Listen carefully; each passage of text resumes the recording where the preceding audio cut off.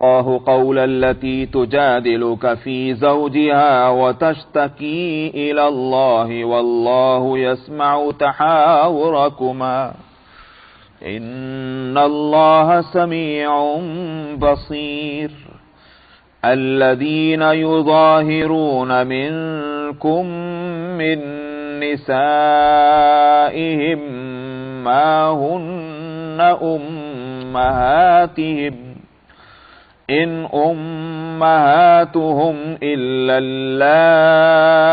اللائي ولدنهم وإنهم ليقولون منكرا من القول وزورا وإن الله لعفو غفور والذين يظاهرون من نسائهم ثم يعودون لما قالوا فتحرير رقبة من قبل أن يتماسا ذلكم توعظون به والله بما تعملون خبير فمن لم يجد فصيام شهرين متتابعين من قبل أن يتماسا فمن لم يستطع فإطعام 60 مسكينا ذلك لتؤمنوا بالله ورسوله وتلك حدود الله وللكافرين عذاب أليم صدق الله العظيم.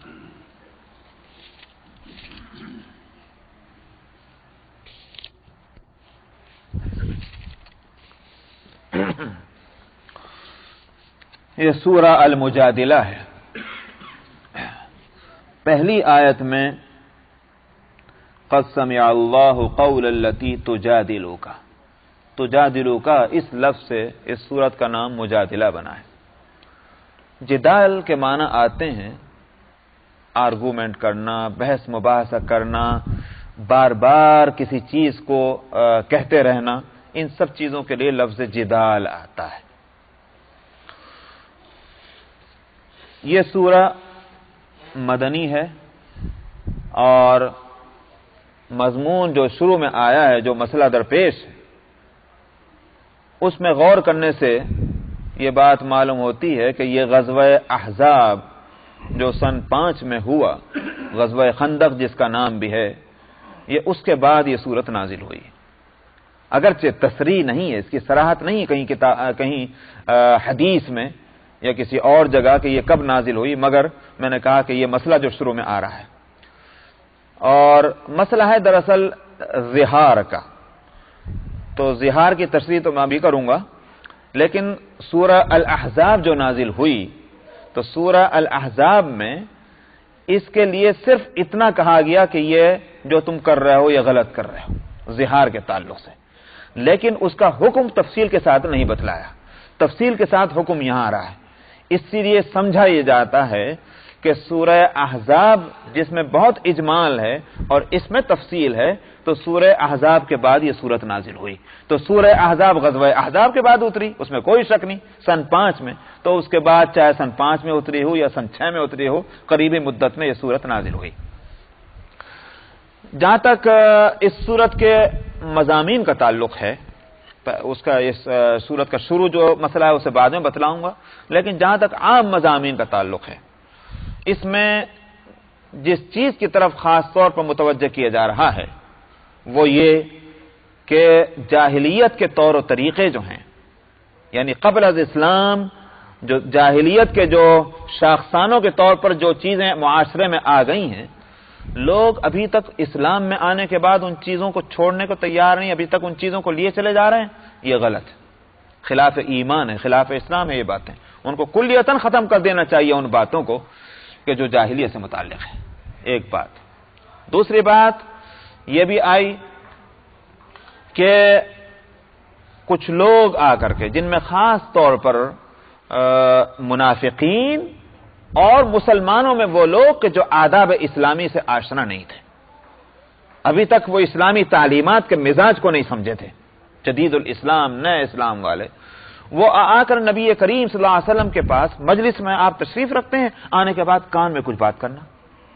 اب آپ کو بھی اس سے تکلیف ہوتی تھی، دوسرے لوگ جو مجلس میں بیٹھے ہوئے ان کو بھی پریشانی ہوتی تھی کہ بھئی مجلس چل رہی ہے یا آپ کوئی بات فرما رہے ہیں، اس درمیان میں آ کر ایک شخص جو ہے کان میں بات کرنا شروع کر دے تو بے وجہ اوروں کو بھی پریشانی ہو، خود اس کو بھی۔ تو یہ آداب مجلس کے خلاف بات تھی، یہ مسئلہ یہاں آیا، غلط ہے، یہ اس طرح نہیں ہونا چاہیے۔ کوئی ایمرجنسی پیش آ جائے تو اتفاق سے ہو، مگر روز روز روز ذرا کوئی بات ہوئی کان میں آ کر بات کرنی شروع کی۔ ہوتا ہے، آپ نے بھی دیکھا ہوگا بعض لوگ جو ہیں اسی میں کہ ذرا ہمارا بہت قریبی تعلق ہے، آپ سے ہم کان میں بات کریں گے، یہ بھی بتانے کو کیا کرتے ہوں گے، واللہ عالم۔ حاصل یہ ہوا کہ یہ غلطی تھی، مجلس کے جو آداب ہیں یہ اس کے خلاف تھی، تو اللہ سبحانہ و تعالی نے اس پر گرفت کی ہے۔ نمبر 2، اور اس کا طریقہ جو اس سے بچنے کا بتایا ہے وہ بڑا عجیب ہے، جب وہ آئے گی بات انشاءاللہ وہاں میں بتلاؤں گا۔ تیسرا مسئلہ یہ آیا ہے کہ جو لوگ اسلام کا دعویٰ کرنے کے باوجود، اپنے آپ کو مومن یا مسلم ظاہر کرنے کے باوجود پھر اسلام کے خلاف دوسرے قوانین اور دوسرے ضابطے اور قاعدے جو ہیں، رول آف ریگولیشن بنانا چاہتے ہیں اور بناتے ہیں، فرمایا یہ شیطان کی جماعت ہے۔ مسلمان ہوتے ہوئے، اسلام اپنا مذہب بتلاتے ہوئے، اسلام کے احکام کے برخلاف تم دوسرے اپنے قوانین بنانا چاہتے ہو، تو یوں بتانا چاہتے ہو کہ اسلام کی نظر وہاں تک نہیں پہنچی جہاں تک ہماری گئی ہے، اسلام ان حکمتوں کی رعایت نہیں کر رہا ہے جن کی ہم کر رہے ہیں، تم یہ بتانا چاہتے ہو۔ شیطان کی جماعت ہے یہ، اور اس کے مقابلے میں وہ لوگ جو ہیں وہ بے شک اللہ کی جماعت ہیں کہ جنہوں نے اسلام کی حقانیت کے سامنے سر جھکا دیا ہے اور دنیا اور آخرت کے واسطے انہوں نے اسلام کو اپنے لیے پسند کر لیا۔ ان کے لیے ضابطۂ حیات انفرادی اور اجتماعی زندگی میں ان کے لیے اسلام ہے، یہی دراصل اللہ کی جماعت ہے، ان کو حزب اللہ کہا گیا۔ اس پر گویا سورت کو ختم کیا گیا۔ جہاں تک شروع سورت کا تعلق ہے، میں نے کہا تھا کہ جاہلیت کے طور و طریق جو ہیں ان کو کلیتاً ختم ہو جانا چاہیے۔ ان میں ایک مسئلہ تھا، اور مسئلہ تھا زہار کا۔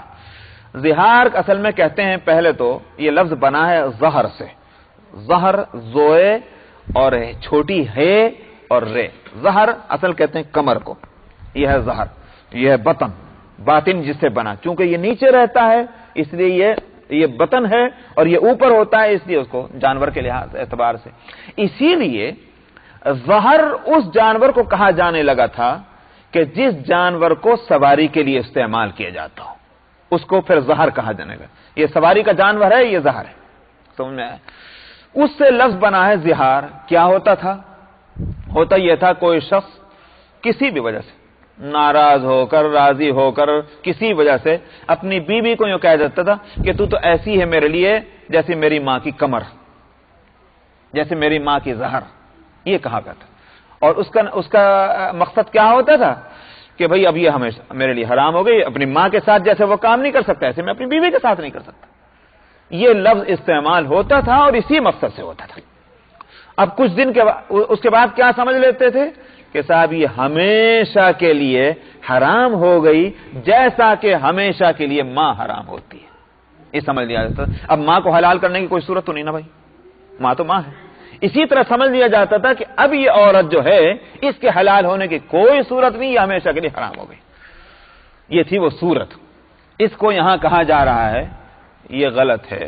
ماں تو وہی ہے جس کو اللہ نے ماں بنایا ہے، تم کیسے کسی کو ماں بنا سکتے ہو؟ اللہ نے حقیقی ماں تو اس کو بنایا جس سے پیدا ہوئے، یا اللہ نے اس کو بھی ماں کا درجہ دیا ہے جس نے دودھ پلایا، وَأُمَّهَاتُكُمُ اللَّاتِي أَرْضَعْنَكُمْ، سمجھ میں آیا؟ دودھ پلانے والی عورت کو بھی ماں کہا گیا۔ یا پھر اللہ سبحانہ و تعالی نے ازواج النبی کو بھی ماں کہا ہے، سمجھ میں آیا؟ وَأُمَّهَاتُ نِسَائِكُمْ، وہ کیا ہے وہ، یا نبی قل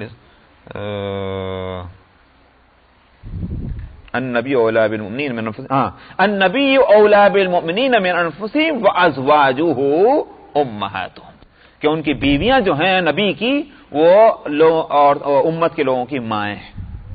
تو بس 3 مائیں اللہ سبحانہ و تعالی نے بتلائی. ایک وہ ماں جس کے لیے یہاں آیا ان امہاتہم الا اللائی ولدنہم، مائیں تو وہی ہیں جو جنیں، جن سے پیدا ہوں. ایک تو قسم ماں کی ہوئی، یہ تو حقیقی ماں ہے. دوسری ماں کون سی ہے؟ جس کا تذکرہ سورہ نساء میں آیا وہ امہاتکم اللاتی ارضعنکم، جو دودھ پلا دے. اور تیسرے ازواج مطہرات، نبی کریم صلی اللہ علیہ وسلم کی بیویاں، کہ یہ امہات المؤمنین ہے. تمہیں کیا حق ہے کہ کسی اور کو بھی ماں کہنے بیٹھ جاؤ، یا کسی اور کو ماں بنا لو؟ اللہ کو یہ حق ہے قانون بنانے کا، شریعت بنانے کا، رشتے اور تجویز کرنے کا. تم نے کہاں سے کر لیا؟ اس لیے اس پر نکیر کی گئی ہے کہ ماں قرار دے کر ہمیشہ کے لیے کسی کو حرام تجویز کر لینا، یہ شریعت میں اضافہ کرنے کا تم کو کہاں سے حق ملا ہے؟ یہ جاہلی باتیں ہیں. شریعت ہم نے مکمل کر دی، تم اس کو فالو کرو، تم اس چیز کو اب لے کر نہیں چل سکتے. واقعہ یہ ہوا تھا کہ ایک صحابیہ ہیں قبیلہ خزرج کی، ان کا نام ہے خولہ بنت ثعلبہ رضی اللہ عنہا. ان کے شوہر ہیں قبیلہ اوس، جو دوسرا قبیلہ تھا مدینہ منورہ کا مشہور. ان کے سردار ہیں عبادہ ابن صامت رضی اللہ عنہ.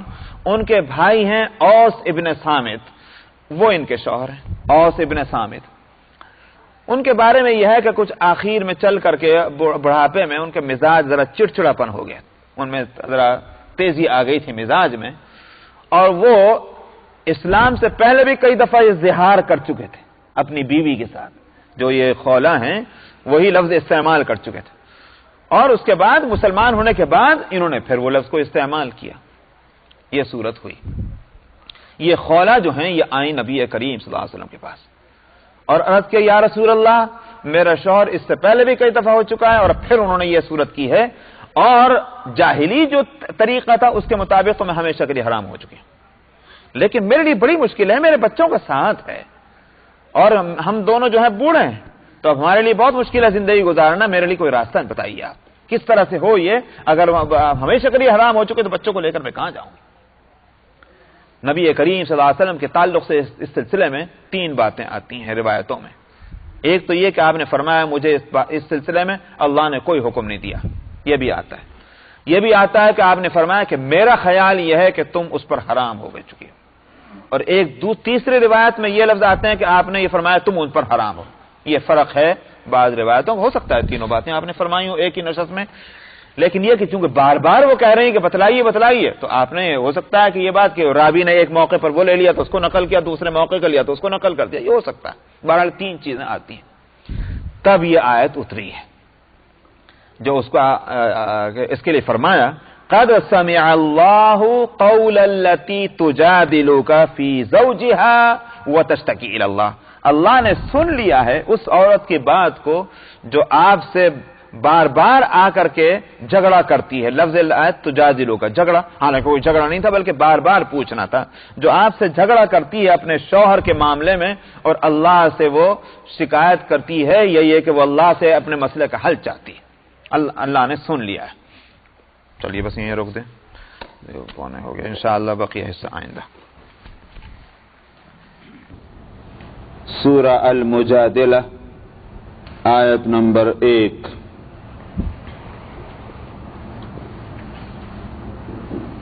اعوذ باللہ من الشیطان الرجیم، بسم اللہ الرحمن الرحیم. قد سمع اللہ قول التي تجادلك في زوجها وتشتكي إلى الله والله يسمع تحاوركما إن الله سميع بصير.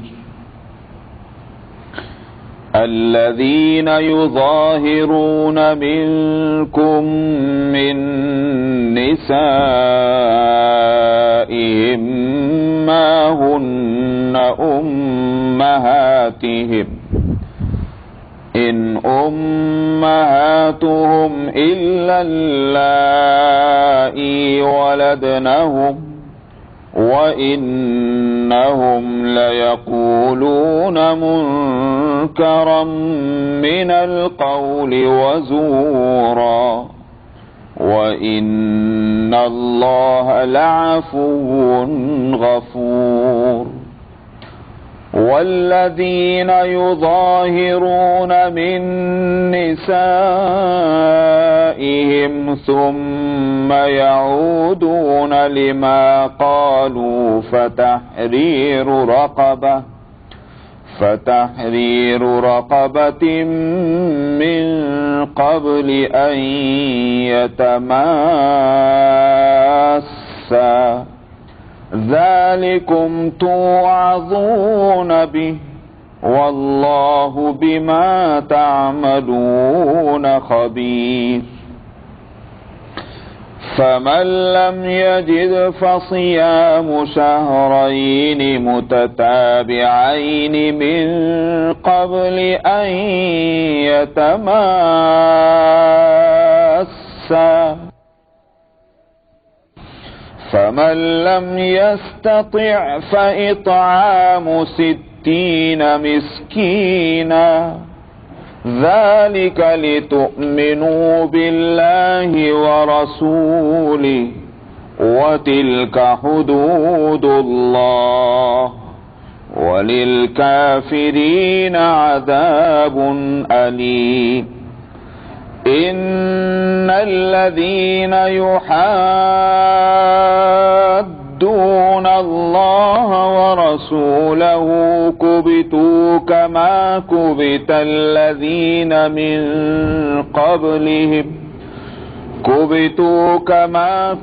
الذين من قبلهم وقد أنزلنا آيات بينات وللكافرين عذاب مهين يوم يبعثهم الله جميعا فينبئهم بما عملوا أحصاه الله ونسوه والله على كل شيء شهيد صدق اللہ العظیم.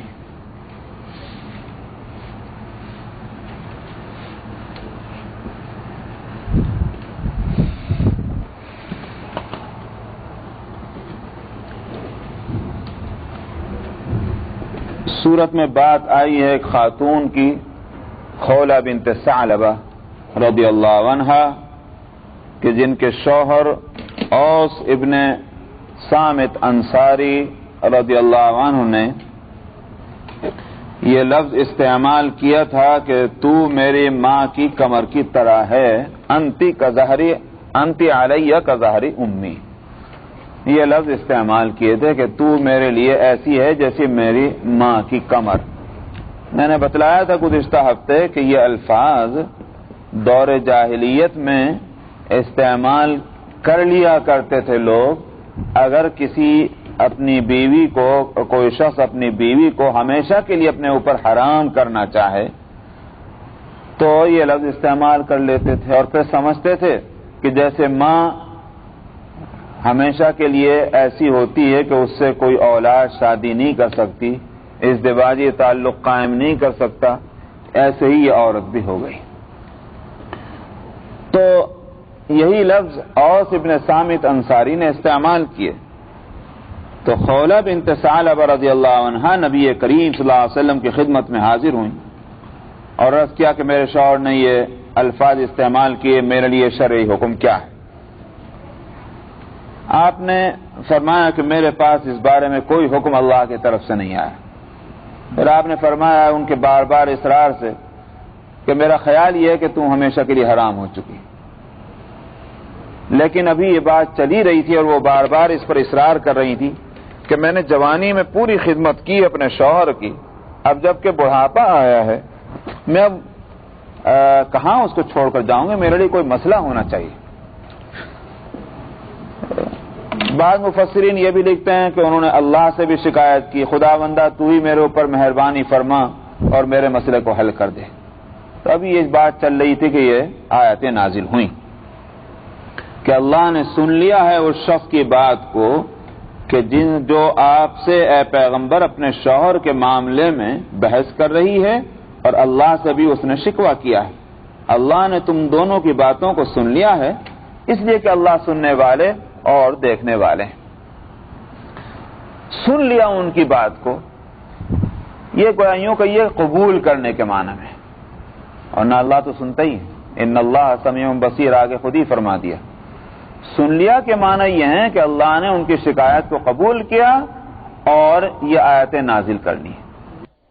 ان آیتوں کا نزول چونکہ ایک واقعے پر ہوا، اور وہ واقعہ جو ہے خولہ بنت ثعلبہ سے متعلق ہے. عجیب دور تھا وہ بھی صحابہ رضی اللہ عنہم کا، کہ اللہ اور اس کے رسول کی محبت میں سرشار. چونکہ اس خاتون کے بارے میں یہ آیتیں نازل ہوئیں، پورے معاشرے میں اور سوسائٹی میں اس خاتون کا درجہ بہت بڑھ گیا.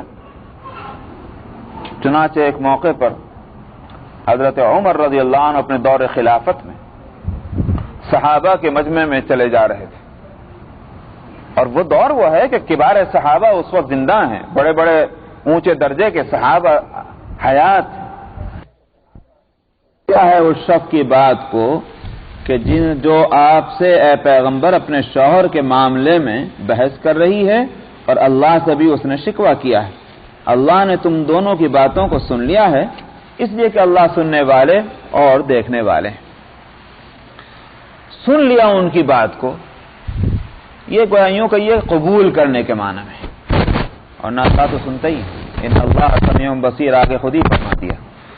سن لیا کے معنی یہ ہیں کہ اللہ نے ان کی شکایت کو قبول کیا اور یہ آیتیں نازل کر لی. ان آیتوں کا نزول چونکہ ایک واقعے پر ہوا، اور وہ واقعہ جو ہے خولہ بنت ثعلبہ سے متعلق ہے. عجیب دور تھا وہ بھی صحابہ رضی اللہ عنہم کا، کہ اللہ اور اس کے رسول کی محبت میں سرشار.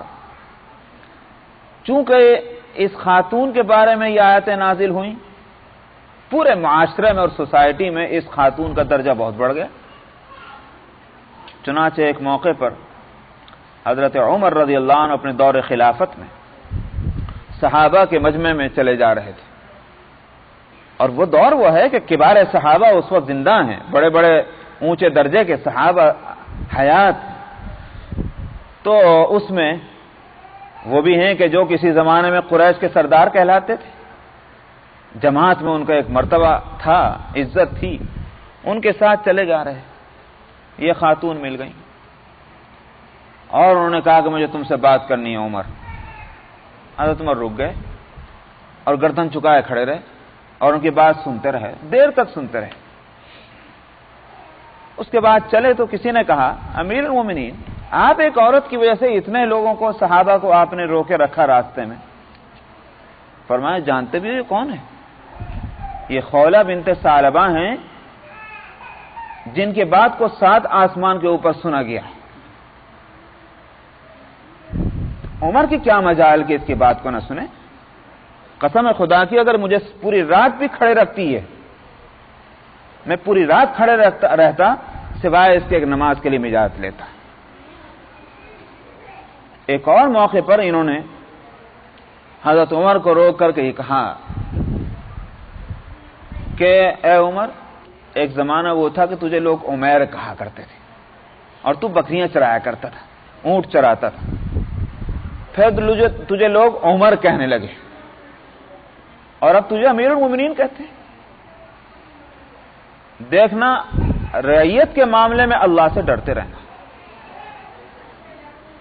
اور وہ حضرت عمر جو ہیں وہ اپنا بڑے خضوع کے ساتھ ان کی بات سن رہے تھے. انہوں نے اس انداز میں خطاب کیا، کسی نے کہا اے عورت، تیرا انداز خطاب امیر المومنین سے کیسا ہے؟ حضرت عمر نے روک دیا، روک جا، تجھے پتہ نہیں یہ کون عورت ہے. تو حاصل یہ ہے کہ یہ وہ دور ہے کہ جو اس طرح کی باتوں کی وجہ سے کہ کسی کے بارے میں آیت نازل ہو گئی، کسی کے بارے میں اللہ کے رسول صلی اللہ علیہ وسلم نے فرما دیا، اس کا درجہ بڑھ گیا. خولہ بنت ثعلبہ رضی اللہ عنہ کے بارے میں آیتیں نازل ہوئیں، تو اس لیے فرمایا کہ اللہ نے سن لیا ہے اس عورت کی بات کو، قبول فرما لیا. تو بات چل رہی تھی زہار کی، کہ زہار اسی بات کو کہتے ہیں کہ کوئی شخص ایسے الفاظ اپنی بیوی کے لیے استعمال کر لے کہ تو میرے لیے ایسی ہے جیسے میری ماں کی کمر، تو میرے لیے ایسی ہے جیسے میری ماں کا چہرہ، وغیرہ وغیرہ، چونکہ نیت حرام کرنے کی ہوتی تھی، اس لیے ایسے الفاظ کے استعمال کے تعلق سے دو باتیں یہاں آئی ہیں۔ ایک تو یہ کہ ان الفاظ کی کوئی حقیقت نہیں اپنی جگہ، کسی کو اس کہہ دینے سے کہ تو میرے ماں کی کمر کی جیسے ہے تو وہ ماں نہیں بن جاتی، ماں تو وہی ہے کہ جس نے جنا ہے، ماں وہی ہے۔ یہ جھوٹ لفظ ہے کہ کسی کو اس طرح کے الفاظ استعمال کر لیے جائیں کہ صاحب تو میری ماں کی کمر کی جیسی ہے۔ ایسے الفاظ کیوں استعمال کرتے ہو؟ جاہلیت کی باتیں جاہلیت کے ساتھ ختم، اب تمہارے پاس اسلام آ چکا ہے، اپنے الفاظ میں احتیاط اختیار کرو، یہ بے جا اور غلط قسم کے الفاظ نہیں استعمال ہونے چاہیے، نمبر ایک۔ نمبر دو یہ کہ اگر استعمال کر لیا گیا تو بلا شبہ عورت ہمیشہ کے لیے حرام تو نہ ہوئی، مگر یہ ضرور ہے کہ چونکہ یہ الفاظ استعمال کرنا اس وجہ سے ہوتا ہے کہ وہ بیوی نہ رہے، لہذا سزا بھی ملے گی، اور سزا کیا رکھی گئی ہے؟ کفارہ رکھا گیا، کفارہ ادا کرو اس غلطی کا کہ تم نے غلط لفظ استعمال کیے ہیں، اور کفارہ ادا کر کے پھر اس بیوی سے تعلق قائم کر لو۔ بیوی نکاح سے خارج نہیں ہوئی، نکاح میں ہے، مگر اس سے تعلق قائم کرنے کے لیے کفارہ ادا کرنا ہوگا جو کہ تلافی ہو اس غلطی کی جو تم نے کی ہے۔ یہ دو باتیں ہیں اس سلسلے میں، اس لیے پہلی بات کے لیے فرمایا الذین یظاہرون منکم من نسائہم ما ہن امہاتہم، جو لوگ تم میں سے اپنی عورتوں سے زہار کرتے ہیں وہ ان کی مائیں نہیں ہیں، ان امہاتہم الا اللائی ولدنہم، مائیں تو بس وہی ہیں جو جنتی ہیں، جنہوں نے جنا ہے ان کو، وہی ان کی مائیں ہیں۔ وَإِنَّهُمْ لَيَقُولُونَ مُنْكَرًا مِنَ الْقَوْلِ وَزُورًا، یہ لوگ ایسی بات کہتے ہیں کہ جو ناپسندیدہ ہے، منکر من، اور جھوٹ بھی ہے۔ ناپسندیدہ اس لیے کہ جھوٹ ہے، جھوٹ ناپسندیدہ ہے، تو ناپسندیدہ جو صفت ہے جھوٹ کی اس کو پہلے لائے اور جو جھوٹ ہے اس کو بعد میں لائے، تاکہ جھوٹ کا برا ہونا بھی معلوم ہو جائے۔ وَإِنَّ اللَّهَ لَعَفُوٌّ غَفُورٌ، اب تک جو ہو چکا، جو لوگ اب تک ایسے الفاظ استعمال کر چکے ہیں ناواقفیت کی وجہ سے، اللہ تعالیٰ اس کو معاف فرمانے والے، مغفرت فرمانے والے۔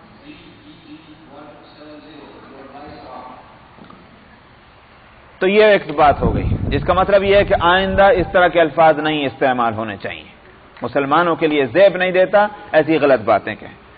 والذین یظاہرون من نسائہم، لیکن قانون بن جانے کے بعد لوگ قانون کے خلاف تو کرتے ہیں نا، ان کی کوئی سزا تو ہونی چاہیے۔ تب آگے دوسری بات کہی جا رہی، فرمایا جو لوگ اپنی عورتوں سے زہار کر لیں اور ثم یعودون لما قالوا، پھر وہ اس بات سے واپس ہونا چاہیں جو انہوں نے کہا ہے۔ کیا مطلب واپس ہونا چاہیں؟ یعنی اپنی ان بیویوں سے وہ تعلق قائم کرنا چاہتے ہیں کہ جو ایک شوہر اپنی بیوی سے رکھتا ہے۔ فتحریر رقبۃ من قبل ان یتماسا، پھر ایک غلام کا آزاد کرنا ہے ان کے ذمے۔ یہ کیا ہے، ان کو پتا تو ہے نا، چھونے کا مطلب وہی ہے کہ ایک شوہر اپنی بیوی سے وہ تعلق قائم کرے، تو اس تعلق قائم کرنے سے پہلے جو ہے وہ غلام کا آزاد کرنا ضروری ہے۔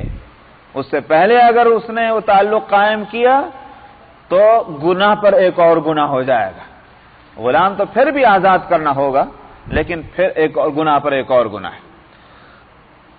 ذالکم توعظون بہ، فرمایا تم کو نصیحت کی جاتی ہے۔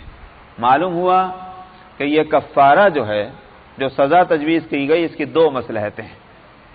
ایک مصلحت تو یہ ہے کہ جو برائی ہو چکی ہے اس کی تلافی ہو جائے۔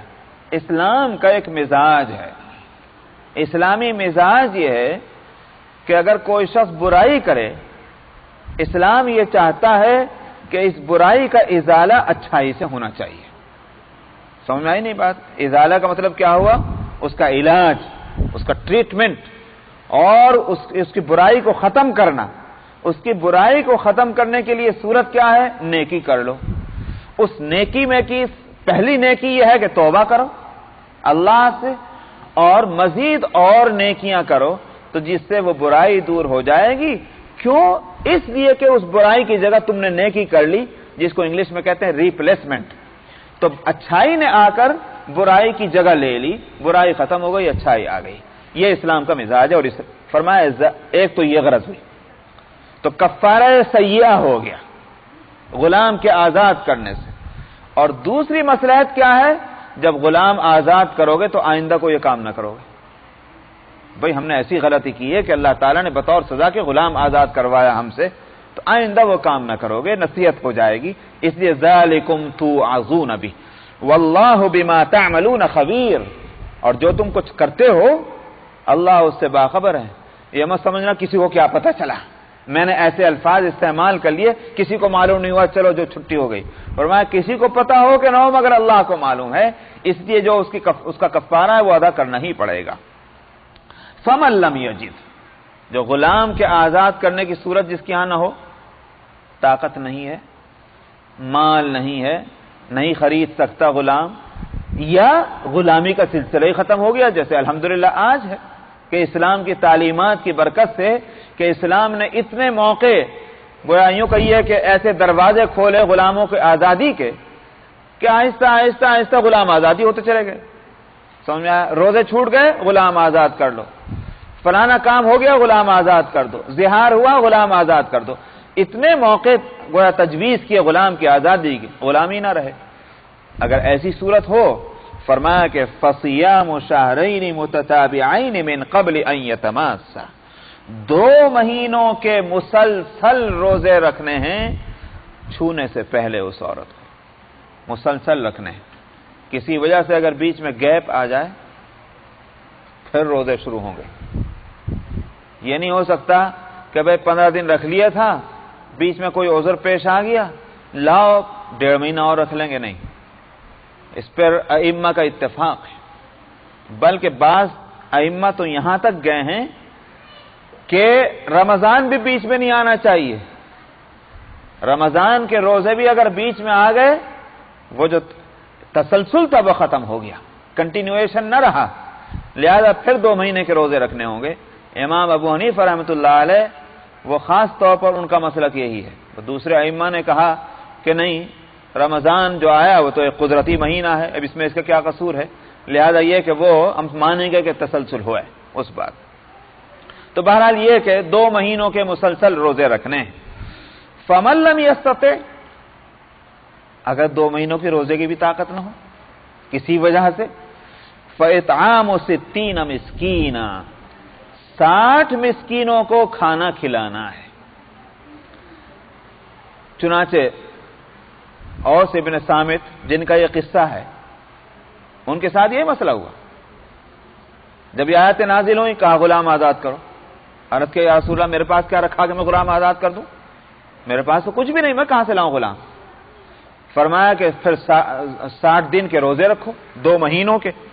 2 مہینوں کے سلسلے میں بھی فقہاء یہ کہتے ہیں کہ چاند کا حساب رہے گا. اگر پہلی تاریخ سے رکھنا ہے تو چاہے وہ مہینہ 29 کا ہو یا 30 کا ہو، مہینہ ہو گیا. اب دوسرا مہینہ اس کے بعد کنٹینیو چلے گا.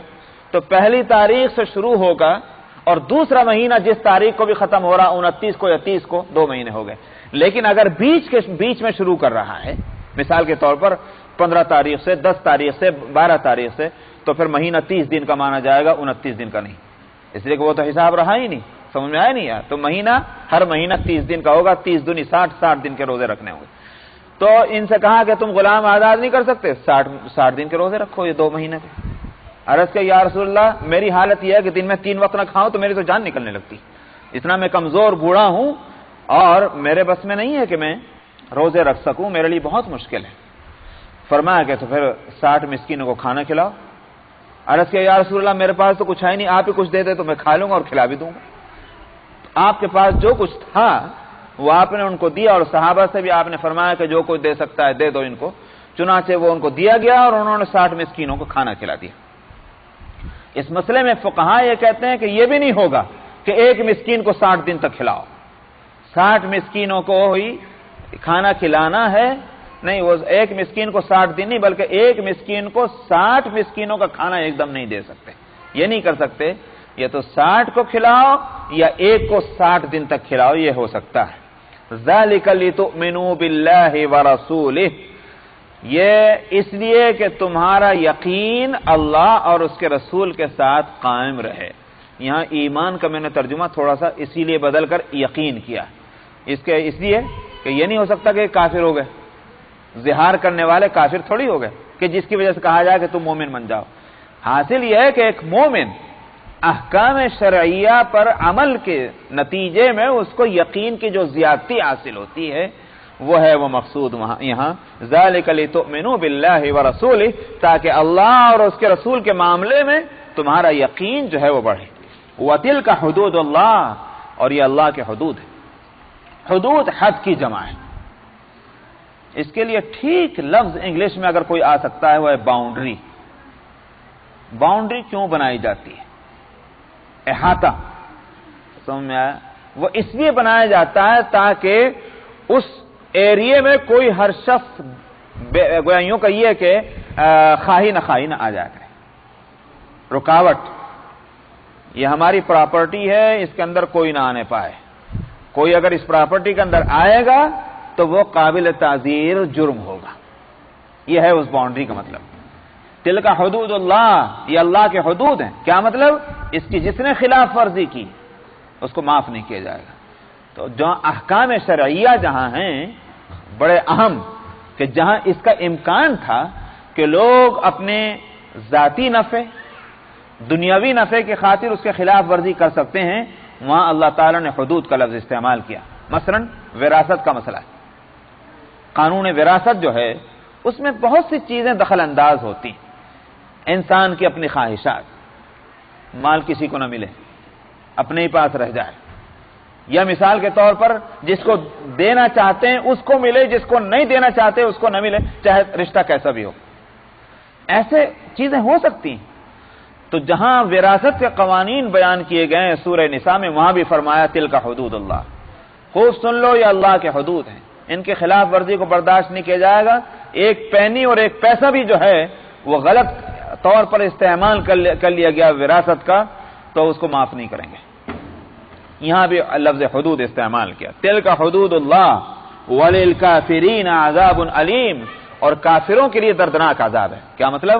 یہاں اس لفظ کو اس لیے لائے ہیں کہ اللہ کے احکام اور حدود کی خلاف ورزی کرنا ایک مومن اور مسلم کا شیوہ نہیں ہو سکتا، یہ کافر کا شیوہ ہوتا ہے، اور کافر کے لیے دردناک عذاب ہے۔ اس وجہ سے تم مومن ہو تو مومن کو تو اللہ کے حدود کی رعایت کرنی ہی چاہیے۔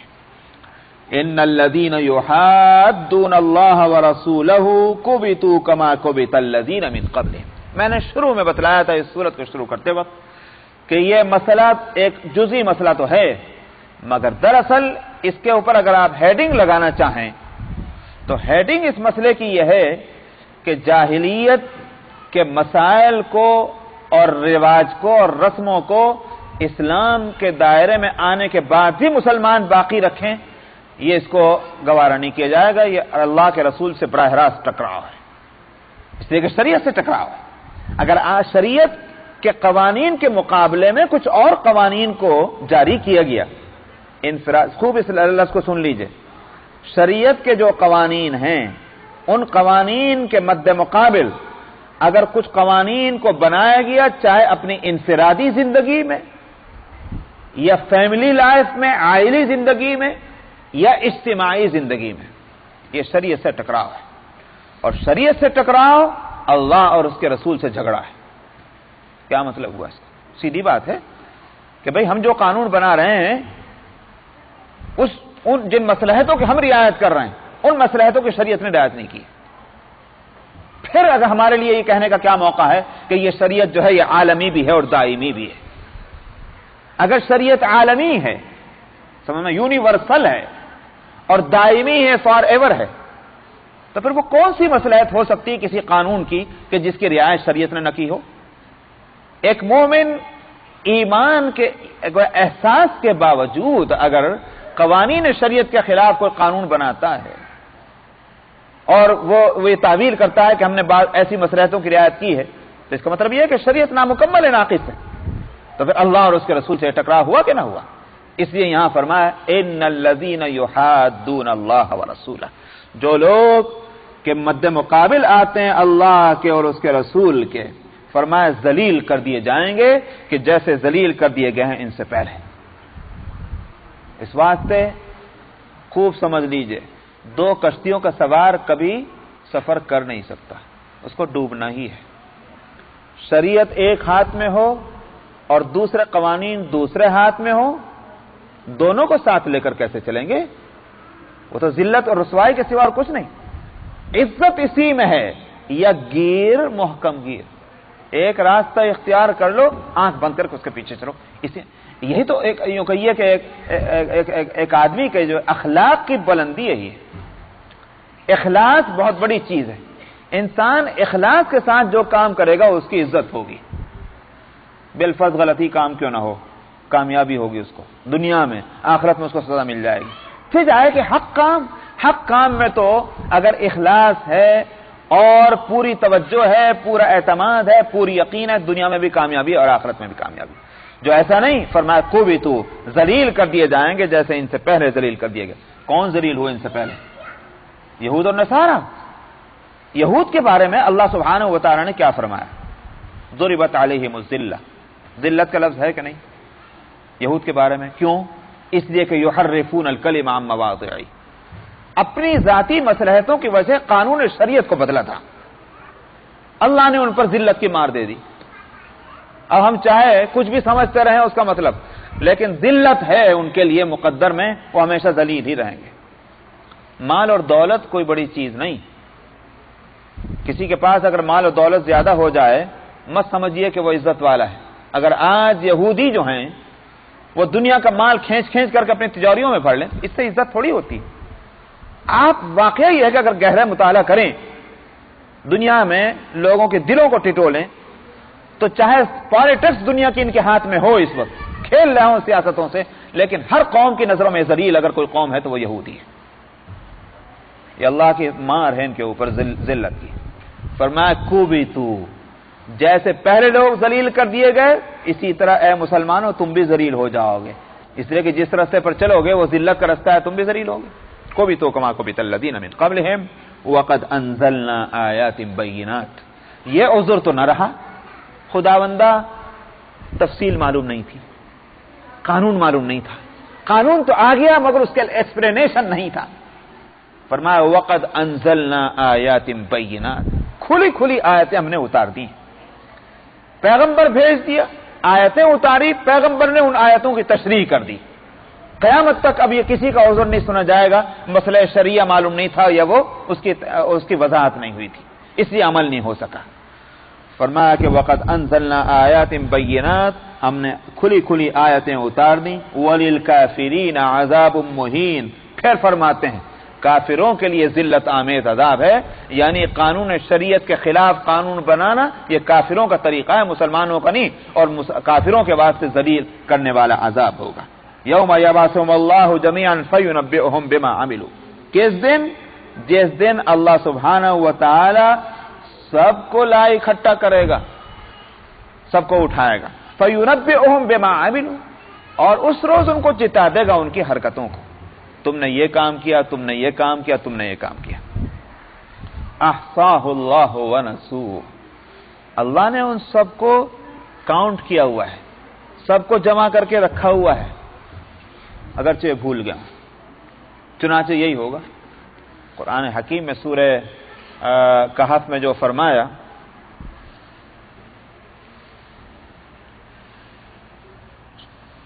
وَعُرِضُوا عَلَى رَبِّكَ صَفًّا لَقَدْ جِئْتُمُونَا كَمَا خَلَقْنَاكُمْ أَوَّلَ مَرَّةٍ بَلْ زَعَمْتُمْ أَن لَّن نَّجْعَلَ لَكُمْ مَوْعِدًا وَوُضِعَ الْكِتَابُ فَتَرَى الْمُجْرِمِينَ مُشْفِقِينَ مِمَّا فِيهِ، فرمایا اس دن کتاب سامنے لا کر رکھ دی جائے گی۔